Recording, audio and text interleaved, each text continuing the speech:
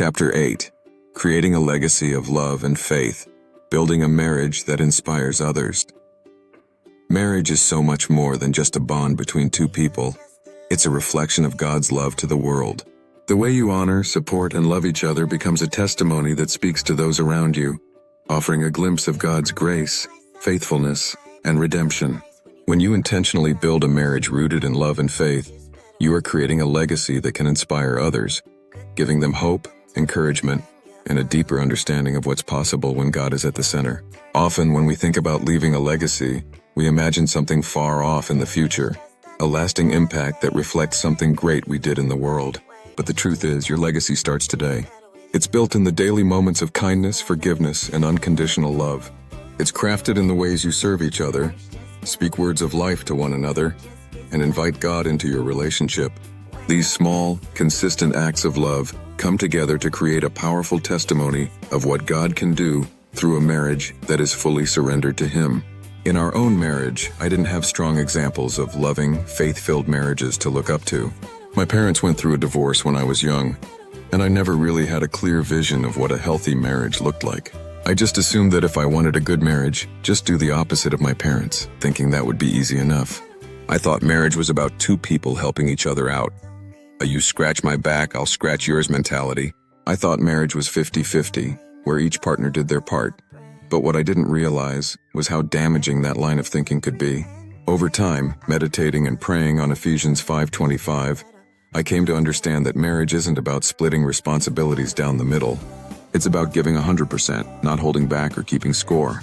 You give your all to elevate your spouse, and your spouse does the same. That's when marriage becomes something beautiful, something that reflects God's perfect love. For my wife, her upbringing was centered on faith and family. But her family dynamic wasn't always a healthy view of what a true relationship should look like. There were a lot of controlling behaviors and a lack of the type of relentless and unconditional love that God shows to us on display in her family's dynamic, as well as the relationship of her parents. So, even though she had a spiritual foundation, we both had to learn together what a God-centered marriage truly looks like, and what beliefs we took from our parents and families, and what beliefs we have been reinterpreting through talking, studying, and researching together. We have learned that even though we didn't have perfect role models, of course no one here on earth can be perfect, God could work through us to build something different, something that would inspire others and reflect His grace. What we've learned, and what I hope to pass on, is that you don't need a perfect upbringing or a flawless marriage to create a legacy of love. God uses our imperfections, our struggles, and our victories to craft something that points back to Him. No matter your background, God can work through your relationship to inspire others and leave a lasting legacy of love and faith. The power of your marriage to impact others. In the same way, let your light shine before others, that they may see your good deeds and glorify your Father in heaven. Matthew 5:16. When you use your marriage as an offering to honor God, it's like dropping a rock into a pond. The impact ripples out, reaching beyond just the two of you. As people see the unique way you love each other, the way you forgive, the way you lift each other up, they're going to notice it. They start to wonder what makes your relationship different, and it stirs something in them. They start to want that kind of closeness with God too, and it doesn't stop there. Each couple inspired by your example may begin to seek God more in their own marriage, filling their relationship with His love and purpose. Then their marriage becomes a light, a beacon pointing others toward God. One by one, those ripples keep going, couple after couple, home after home, each relationship igniting a new light that draws others to Him. That's exactly what's happening now with you in this book. The story of what God is currently doing in your marriage, the journey you're sharing, it's going to another ripple. It'll reach out, inviting others to experience a marriage filled with the Holy Spirit. One couple inspires another, each relationship becoming a new way for God's love to spread. And that's the power of using your marriage as an offering to God, as a way to worship Him. A love so genuine and so grounded in Christ that it points others back to Him, sparking a wave of faith that can transform lives. I've seen this happen in my own life. Over time, I've noticed how the way I treat my wife impacts others. For example, when I visit my wife while she is working, even if it's just to drop something off, I make a point to tell her that I love her and that she's beautiful, right in front of everyone. I want people to see how much I love and cherish her. I want them to see how happy she is just by my quick visit, even though we see each other every day. And I want them to know that kind of love is possible for them too. I'm not doing it to show off. I'm doing it because I believe it's important for others to see a godly marriage in action. I feel like if you want to set an example, you have to live the example. I want to set an example that doesn't make people jealous, but makes them realize they can have this kind of relationship too. If they make comments about how her husband treats her, it's an opening to naturally speak to them about God without having been pushy. I'll send her flowers and gifts at work. And while the singing telegram I sent was probably a bit too much, the point was to publicly affirm my love for her in a way that would show others what's possible when God is at the center of your relationship. Much like baptism is intended to be a public declaration of faith, I use sending gifts as a public declaration of my love for her. Don't send a singing telegram. Even if it sounds like a good idea, it isn't. Pro tip for men. Even if you somehow talk yourself into thinking that sending a singing telegram seems fun, don't. It's really not a good idea. When we are in public, I'm always showing her affection. No matter where we are, I always have my arms wrapped around her, or pulling her into me, or having her on my arm. The point is that we are always having physical contact. When we go to a restaurant, we always sit in a booth on the same side. That way I can be next to her instead of across from her.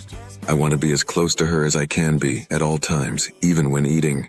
And this is something she appreciates. She knows how I strive for constant closeness, and she has gratitude for that and reciprocates.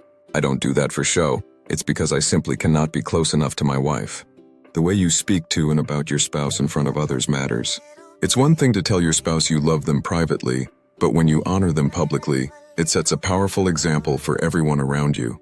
People start to see that marriage doesn't have to be filled with conflict or bitterness.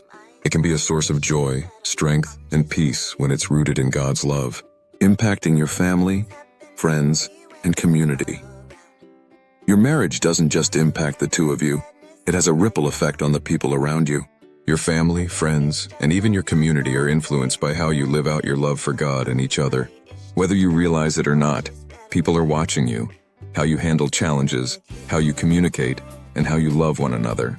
And in those moments, your marriage becomes a living testimony of God's love and faithfulness. If you have children, your marriage becomes the primary way they understand love, faith, and commitment. Proverbs 22:6 tells us to train up a child in the way they should go, and when they are old, they will not depart from it. The way you love each other and honor God in your marriage sets the foundation for how your children will one day approach their own relationships. But it's not just about what you say, it's about how you live. Kids don't remember every word you say, but they will always remember how you made them feel. If they feel love, respect, and security from watching their parents, that's what they'll seek in their own future relationships. But it's not just about your children.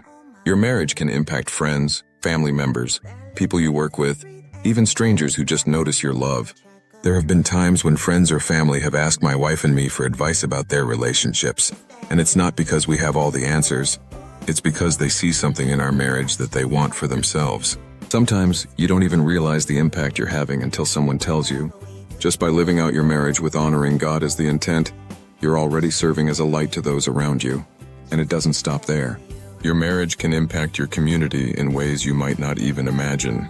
Galatians 6:10 reminds us, "Therefore, as we have opportunity, let us do good to all people, especially to those who belong to the family of believers." When you serve together as a couple, whether it's volunteering, offering help to someone in need, or simply being a listening ear, you show the world what God's love looks like in action. Leaving a spiritual legacy for future generations.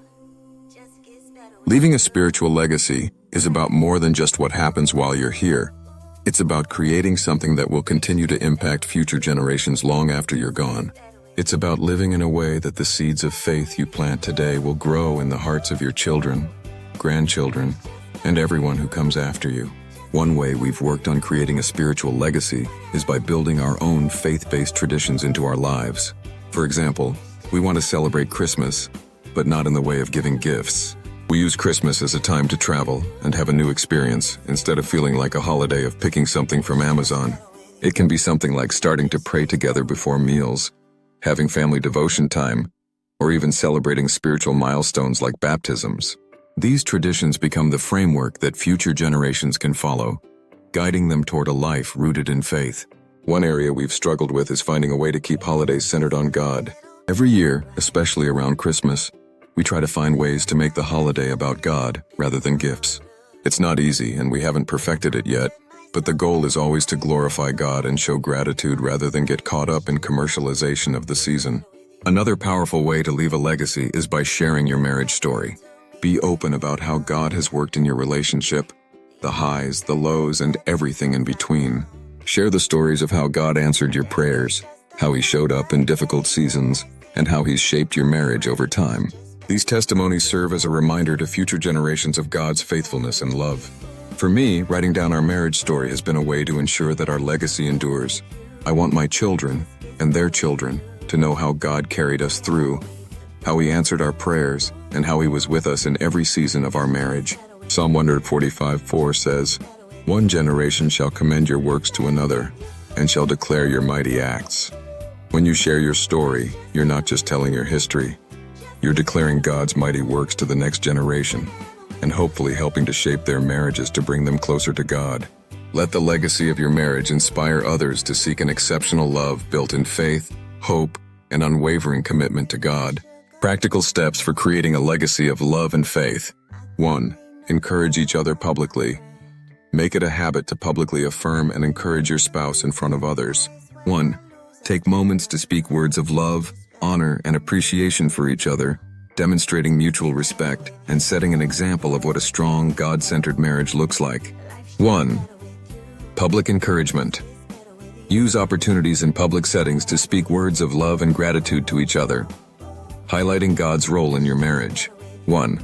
When you share how God has blessed your relationship through big answers to prayer or simple daily joys, you're offering others a glimpse into what a marriage rooted in faith can look like, inspiring them to seek God's presence in their own lives.